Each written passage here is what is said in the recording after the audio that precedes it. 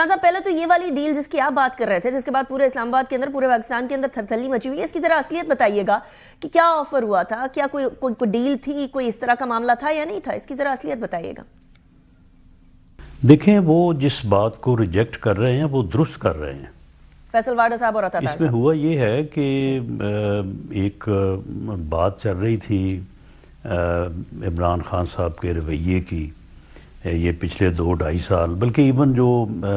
P D M کا دور تھا اس میں بھی، کہ بار بار انہیں جو ہے وہ یعنی آفرز کہہ لیں یا ارینجمنٹ کہہ لیں کہ بار بار ان کو جو ہے وہ مختلف موقعوں کے اوپر، مثال کے طور پہ جب یہ چاہتے تھے کہ الیکشن مئی میں ہونے چاہیے، مئی 2023 میں، تو اس وقت مذاکراتی کمیٹی بیٹھی پی ٹی آئی کی طرف سے، غالباً شاہ محمود قریشی صاحب تھے اور ہماری طرف سے بھی بڑے سینئر اسحاق ڈار صاحب تھے، تو ان کمیٹیز نے مذاکرات کیے اور انہوں نے بات طے کر لی۔ وہ بڑی یعنی سنجیدہ کوشش اور وہ کمیٹی تھی، اور کوئی میرا خیال ہے جولائی کی ڈیٹ طے ہو گئی۔ ہم اکتوبر میں کہہ رہے تھے، یہ مئی میں کہہ رہے تھے، جولائی میں جو ہے وہ طے ہو گیا۔ تو کمیٹی کے ارکان نے کہا کہ جی چلیں میڈیا کے سامنے جا کے قوم کو بتائیں کہ ہم اس بحران کی کیفیت سے باہر نکل آئے ہیں اور ہمارا فیصلہ ہو گیا۔ تو انہوں نے کہا کہ جی ذرا بات تو طے ہو گئی ہے لیکن ذرا خان صاحب سے اجازت لے لیں۔ اگلے دن خان صاحب نے انکار کر دیا، انہوں نے کہا کہ نو ڈیل، نو مذاکرات، کوئی سمجھوتا نہیں ہوگا۔ اسی طرح سے اس کے بعد بھی کئی مواقع آئے ہیں ہمارے، اب اس اسمبلی میں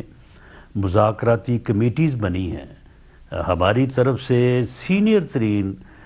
جو ہے وہ پرویز اشرف صاحب تھے، اسحاق ڈار صاحب تھے، مرحوم عرفان صدیقی صاحب تھے، میں تھا، ان کی طرف سے علی مین گنڈا پور صاحب تھے، اسد کیسر صاحب تھے۔ ایک میٹنگ ہوئی، دوسری میٹنگ میں جب وہ آئے تو انہوں نے کہا کہ جی بس اب تیسری میٹنگ نہیں ہو سکتی۔ ہم نے انہیں کہا کہ بھئی دیکھیں، آپ مذاکرات کو اس جو یہ ہم نے سلسلہ شروع کیا ہے اس کو جاری رکھیں، اس سے آگے بہت ساری آسانیاں ہو سکتی ہیں۔ انہوں نے کہا جی نہیں، خان صاحب نے منع کر دیا کہ تیسری میٹنگ نہیں ہوگی۔ اسی طرح سے جو ہے وہ 26 نومبر کا بھی جو واقعہ ہے اس میں بھی کافی ساری چیزیں جو ہیں وہ اس طرح سے ہیں۔ تو یہ جو میں نے بات کی، اسے جو پی ٹی آئی کا سوشل میڈیا ہے، جس کی وجہ سے میں سمجھتا ہوں کہ 90% پرابلم جو ہے پی ٹی آئی کے، اس کے سوشل میڈیا کی وجہ سے ہے۔ اس سوشل میڈیا نے اس بات کو ایسے فریم کیا کہ جیسے گورنمنٹ جو ہے وہ اڈیالہ جیل کے باہر کھڑی ہے اور خان صاحب کے سامنے آفر لیے کھڑی ہے کہ جناب آپ کے کیس بھی ہم ختم کرتے ہیں،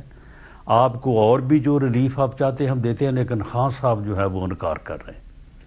جو کہ بالکل غلط تھا۔ اور اس کی تردید نہ صرف عطا طاہر صاحب نے یا واڈا صاحب نے یا کئی اور دوستوں نے بھی، اور میں نے بھی اس کی تردید کی ہے۔ کوئی اس قسم کی آفر کیسز ختم کرنے کی یا کو ادروائز معاملے کی نہ ہوئی ہے، بلکہ یہ ہو ہی نہیں سکتی، یہ اور ٹیبل پہ ہی نہیں ہے یہ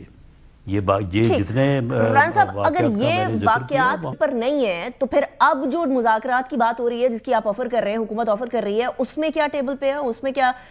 ڈسکس ہو سکتا ہے؟ دیکھیں، یہ اب جو ٹریٹمنٹ کا معاملہ ہے اس کو انہوں نے بڑا ہی الجھایا، خراب کیا۔ محسن نقوی صاحب کی آپ نے سنی ہوگی وہ پریس کانفرنس کہ 3 دن جو ہے وہ انہوں نے جو ہے وہ معائنہ نہیں ہونے دیا، پھر اس کے بعد نام دیے گئے۔ تو یہ ساری چیزیں جو ڈسکشن ہی ہوتی ہے، یہ ساری چیزیں کوئی جو ہے وہ ہوا میں تو نہیں ہوتی، باقاعدہ آمنے سامنے یا ٹیلی فونیکلی ڈسکشن ہوتی ہے۔ اور اس میں یہ ان کا ایک عجیب رویہ ہے کہ یہ باقاعدہ یعنی جو ہے وہ جس طرح سے میں نے وہ مذاکرات کی کمیٹیوں کی بات کی، یہ باقاعدہ بات کو تسلیم کرتے ہیں، اس کے بعد بیٹھتے ہیں، بات شروع کرتے ہیں، اور اس کے بعد ایک دم جو ہے وہ اس میں سے پھر نکل جاتے ہیں۔ پھر جو ہے وہ یعنی اب یہ چلے لیٹسٹ دیکھ لیں، یہ جو علاج والی بات ہے، تو اس میں انہوں نے اپنے نام دینے تھے، وہ نام دیا گیا گوہر خان صاحب کا، تو ایک دم ان کو وڈرا کر لیا، ورنہ ظہور خان صاحب چلے جاتے ان کی موجودگی میں جو ہے، یا سلمان صفدر صاحب کی موجودگی میں وہ معائنہ ہو جاتا، وہ ساری چیزیں لیکن راز صاحب اس کے منع کرنے میں علیمہ خان صاحبہ کا آ رہا ہے، اور وہ علیمہ خان صاحبہ کا یہ کہنا ہے کہ بجائے یہ کہ پارٹی لیڈرز تو ان کی فیملی کو پریزنٹ ہونا چاہیے عمران خان صاحب کے ٹریٹمنٹ کے حوالے سے، تو ایسا نہیں ہو سکتا تھا کہ فیملی اور ساتھ ذاتی معالج ہو؟ دیکھیں یہ جو گفتگو ہوئی ہے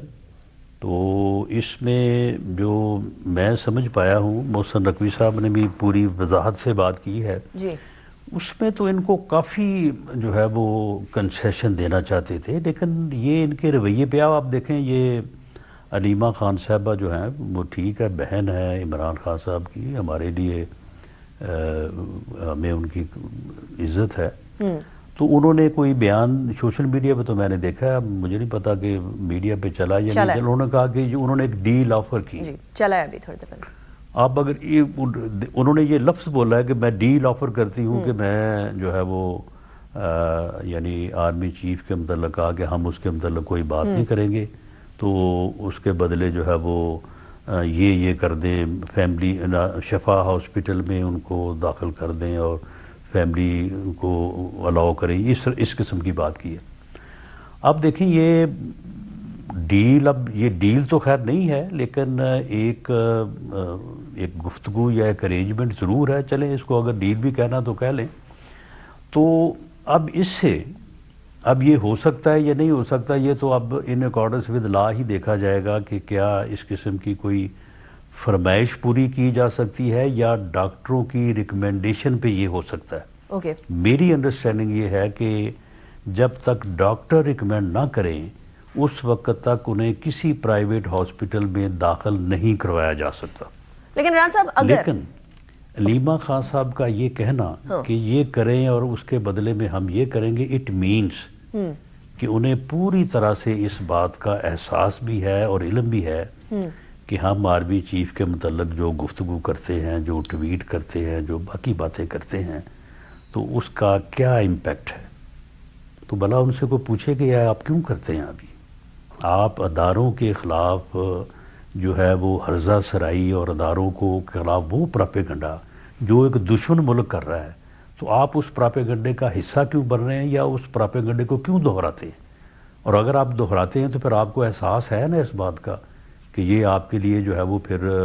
کوئی آسانی نہیں لاتا، آپ کے لیے مشکل لاتا ہے، تو آپ کیوں اپنے لیے یہ کام کرتے ہیں؟ تو یہ جو ان کا رویہ ہے یہ ہماری سمجھ سے تو باہر آتا ہے۔